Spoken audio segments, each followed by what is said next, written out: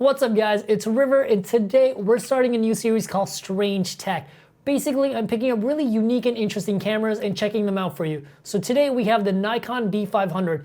For $200, this camera has a massive, and I mean absolutely massive zoom, which makes it a really interesting everyday camera, plus an events camera, a sports camera, kind of an anything camera where something's really far away from you, and it's probably the camera your mom has always wanted. Also, this camera has a really interesting lo-fi look to it. It kind of looks like an old camcorder or point and shoot. It's definitely worth checking out.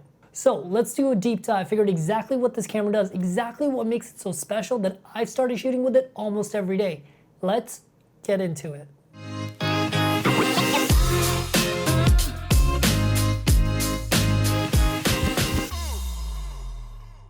And before we get into the video, I just quickly want to say I love all the nice comments you guys leave me. They genuinely make my day. And I love getting into all the weird, quirky conversations about photo and video with you guys. I genuinely look forward to those conversations. So if you have anything you want to talk to me about or any questions I can answer, hit me up in the comments down below. I genuinely love having those conversations with you guys. Also, any products that we discuss in this video, links in the description down below. Let's get into the review. So let's get right into the specs. As you guys saw in the intro, the zoom on this camera is absolutely bonkers. But the thing that really surprised me was that the size isn't that bad. This is the camera fully extended, and it's not that big. You could still easily put this into a purse or just walk around with this even with the lens fully extended. I recently reviewed the Nikon P50, and that thing is an absolute cannon. It is bigger than my head when it's fully extended, so this is a nice surprise. As for the sensor in this camera, it's a 16 megapixel sensor, and it's about the same size as your cell phone. So I'd look to this camera for about the same quality as your cell phone. I wouldn't really look to this camera for point and shoot or DSLR level quality. It's about the same quality as the cell phone, but massive lens, right? Also, this camera does have a macro mode, which allows you to get super up close to objects, but it's not particularly sharp, and it's really not something I'd look to this camera for. Also, one thing that I do have to mention, this camera is auto only. It does not have a manual mode, so you cannot control your aperture or your shutter speed. It does have a dial up here at the top to pick different scene modes depending on what you're shooting, like nighttime, sports, portraits. We'll get into that later. But that's something I have to mention. I really wouldn't look to this camera to do DSLR type work or anything where you need to really control your imagery. It's more of like just a whip it out and just have fun with it. It's more of a disposable camera with a really awesome lens. As for photos, this camera shoots at 7.4 frames per second, which is not quite fast enough to do sports photography, but it's fast enough for shooting your kid's basketball game, soccer game, maybe like a dance recital or like a live concert. You'll be able to get it fast enough, but you're not going to be able to get like intense sports or action shots. And with the 16 megapixel sensor, those photos do come out to a 4K resolution. So if you do want to print them out or display them on a large screen, it should be good enough. One really interesting thing about this camera is that it has a 120 frames per second mode in VGA quality. What do I mean by that? Basically, it'll allow you to take 120 frames per second, 120 pictures per second, but it's at a super low, like, basically, it looks like an old CRT monitor or like just like an old camcorder. It's not really something I would use to print stuff out or like to display on a big screen. But if you're like studying something, like maybe if you work at like an athletic compound, or you're studying a dancer, or maybe it's for like a science project, you'll totally get what you need. Also, to be able to get 120 frames per second in a $200 camera, that's kind of bonkers. Side note, this is a great camera for skateboarders. When it comes to skateboarding, quality almost doesn't matter. You can get 120 frames per second super slow-mo for 200 bucks. That's such a deal. As for video, this camera does 1080p in both 35 and 25 frames per second.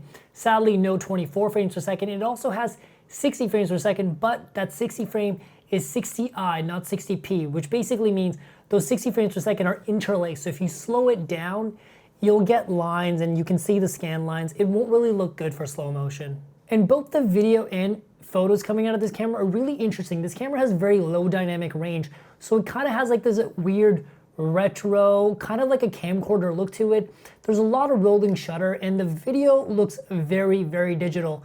I kind of like it, and it kind of has this really unique toy camera look to it. This camera definitely won't replace a G7X or a A6000, but for $200, this camera offers something really unique. So it's still pretty cold where I live, but once the summer rolls around, I'm definitely gonna take this camera to music festivals, summer day parties, and capture like some summer adventures with a really unique look. So as for autofocus, I was really surprised. It's not quite as good as like a $500 or $600 Nikon camera, but it's pretty close.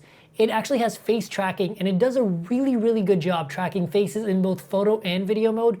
And in video mode, it tends to hunt a little bit, but it will get autofocus. It's just not the quickest autofocus. But as for photos, the autofocus is totally fine. I never really had any problems with it, except for when I was shooting something zoomed all the way in, but that's probably because I'm shooting something 1.5 miles away.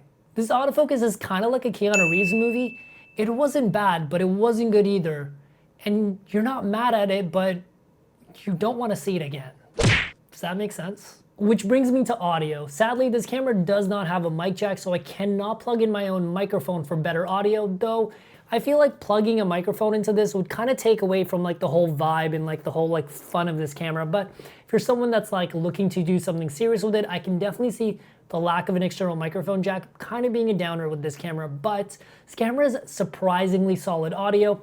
As long as you're close to it, it will pick up your voice, and it does a pretty good job getting the overall ambience around you, so it's not the worst. It's about the same as your cell phone, I think. But here's a quick test so you can see for yourself. What's up, guys? This is the audio test for the Nikon B500. I think the audio with this camera is pretty serviceable because I've done a few tests before, but I don't think it's quite as good if you had an external mic plugged in. But for a $200 camera that you want to use casually to just shoot around for the summer or just capture your life casually, I think it's pretty okay, and I think you make a decent travel camera. Let me know in the comments down below what you guys think. Love chatting it up with you guys, so let's talk about it in the comments. Last but not least, design. And this is probably the part that surprised me the most. I was expecting this thing to really just be a cheap toy camera, but this camera actually has NFC and Wi-Fi built in, so you can send photos from your camera to your phone. That's really surprising in a $200 camera. On top of that, the camera's really well built. It has a nice deep grip. Despite being made of plastic, it doesn't feel cheap at all. All the buttons are nice and clicky. The zoom extend is really smooth. Nothing about this camera feels like a $200 camera. I'm really, really impressed. And even the screen on the back is really well built. I was expecting this to be the critical failure point where this would probably break easily, but no.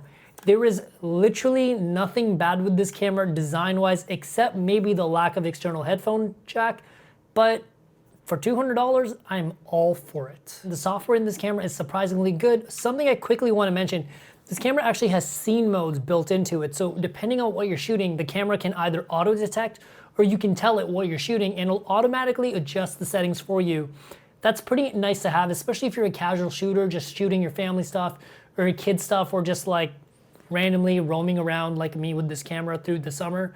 It's surprisingly easy to use. And I was expecting the software to not be that great, but the software's really, really easy to use. And as I mentioned earlier, this camera's auto only, but if you do want to change something like white balance or ISO, you actually have to go into the menu itself. But personally, I just leave all of that on auto and the camera does a pretty good job. So last but not least, the batteries in this camera. It's kind of an interesting situation. This camera actually does not use your standard Nikon battery. It actually uses these ones. It uses a AA battery. Yep, AA. Had to double check. But it uses AA's. You can easily get these from your local convenience store or Walmart. I kind of thought it was a bit disappointing that they didn't include a rechargeable battery pack with the camera, but the camera actually does come with 4 batteries itself. But I guess considering how low the cost of this camera is, they probably couldn't include rechargeable battery pack for you.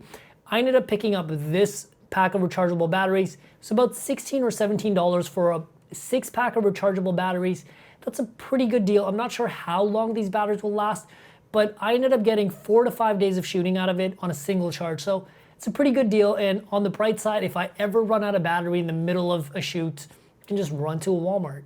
So at the end of the day, who's this camera really for? And personally, if you're someone that goes to live events, basketball or hockey games, anywhere where things are just really far away from you and you want to be closer, but you're not, the zoom in this camera is a must-have. It is such a lifesaver. The quality of the photos probably won't be much better than your cell phone, but this camera has a really interesting lo-fi look to it that makes it a more interesting camera to use than like a typical Nikon or a Canon camera, just because you'll get such an interesting look out of your images. And if you're a camera nerd like me that just likes to experiment with weird cameras and get interesting looks out of this camera is a must check out. For $200, you're gonna get a really unique look out of your images. I would really think of this as a disposable digital camera with an amazing zoom lens. Hey guys, thanks so much for checking out the video on the Nikon B500. This was such an interesting camera review because it's such a weird and quirky little camera. If you have any questions about this camera whatsoever, hit me up in the comments down below and I'll make sure to get back to every single one of you. Also, I'm gonna leave a link to this product in the description down below, so if you do wanna pick this one up, make sure to check that out. Also, make sure to leave me a like and a comment and subscribe to the channel. It really helps me figure out what kind of content you guys are vibing with, what kind of content I should go making forward, and if you have suggestions for future content, hit me up. I genuinely pay attention to that stuff. Until next time, guys, see ya.